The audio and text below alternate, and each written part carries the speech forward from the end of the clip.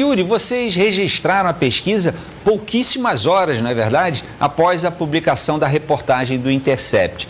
Eu te pergunto, como é que vocês diferenciam metodologicamente uma reação emocional e imediata do eleitorado, motivada pelo calor do noticiário?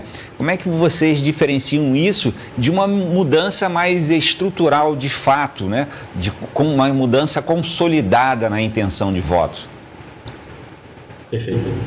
A gente entende que é importante a gente medir o impacto de um determinado momento, de um determinado evento, melhor dizendo, logo após o acontecimento, porque a gente vai ter justamente a capacidade de, posteriormente, em rodadas futuras, entender justamente se o impacto daquele evento foi algo estrutural ou algo momentâneo, pontual, que afetou mais negativamente ali no turbilhão do que efetivamente até outubro, até a eleição, isso perdurar, né? Então, aconteceu também quando a gente mediu logo após o episódio do 8 de janeiro, a gente foi capaz de medir qual era a reação imediata, a percepção, o sentimento imediato da população brasileira logo após o evento, e em outras rodadas, posteriormente, a gente foi observando qual era a variação, como as coisas vão se assentando e como que aquilo efetivamente fica no imaginário popular, né?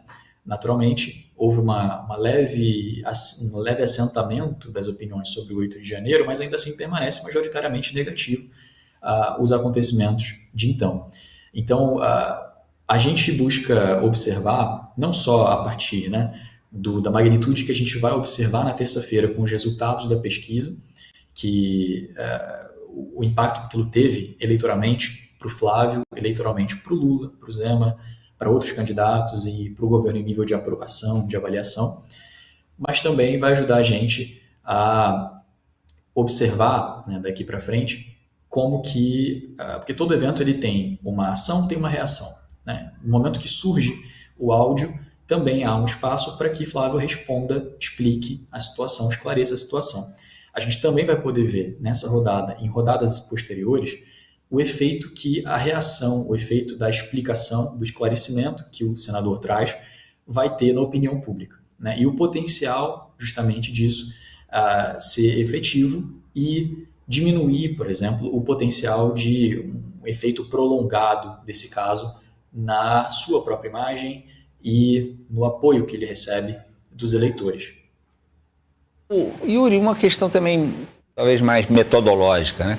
Que é o seguinte, um dos blocos do questionário de vocês, que é todo online, não é isso? Um dos blocos exibe um vídeo com áudio do senador e pede que o entrevistado arraste um indicador, né, para avaliar o conteúdo em tempo real.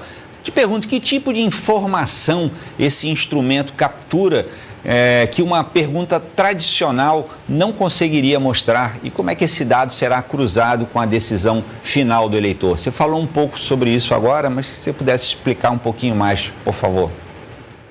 Perfeito. Então, só esclarecendo, a gente realiza todo o questionário quantitativo primeiro com o eleitor, né? Então, a gente pergunta durante o questionário quantitativo se ele tem conhecimento do caso, do áudio, quão familiarizado ele está, quais são os impactos que ele acredita que aquilo pode ter na candidatura do Flávio. Então, a gente tem uma série de perguntas que são realizadas e são concluídas ali no envio, na submissão do formulário, né, do questionário, né? Então, posteriormente, esse respondente é convidado a assistir um vídeo, e é opcional, ele pode não assistir se ele não quiser, e registrar a percepção dele, né, a avaliação dele, a reação que ele tem ao ouvir o áudio. Então, funciona de uma forma em que o áudio ele é reproduzido e o respondente ele fica a uma escala onde, com o dedo pressionado naquela escala, né, na tela do celular, muitas vezes, ou no computador, ele pode arrastar para a direita se ele está gostando do conteúdo, ou para a direita se aquele conteúdo não agrada tanto ele, na magnitude. Então, se ele arrasta ao máximo para a direita, porque ele está gostando ao máximo daquele conteúdo, se ele arrasta para a esquerda, que ele está desgostando ao máximo aquele conteúdo, e se fica mais ali para o meio, central, é uma avaliação um pouco mais neutra, um pouco mais regular do que ele está avaliando, né? É um produto, uma função, uma ferramenta que nós temos aqui na Atlas, que mede segundo a segundo a reação da população brasileira a um conteúdo de vídeo, Isso faz com que a gente possa entender qual foi a reação da população brasileira, de uma forma geral, àquele conteúdo, e também observar quebras por demografia-chave, né? Então, como que foi a reação ao escutar o áudio ah, entre mulheres, entre homens, entre faixas de renda, de idade, entre eleitores, né? Ou inclinações ideológicas. Então, isso possibilita a gente captar, segundo a segundo, quais foram os momentos principais daquele conteúdo de vídeo, a magnitude do impacto e quais grupos foram mais ou menos impactados positiva ou negativamente, né? Então, é um recurso que a gente está colocando pela primeira vez agora nessa eleição para buscar medir, né? Qual é o impacto, a magnitude também de uma outra, a partir de uma outra ferramenta desse episódio. Já estamos certamente E terça-feira, né? naturalmente também, Hã?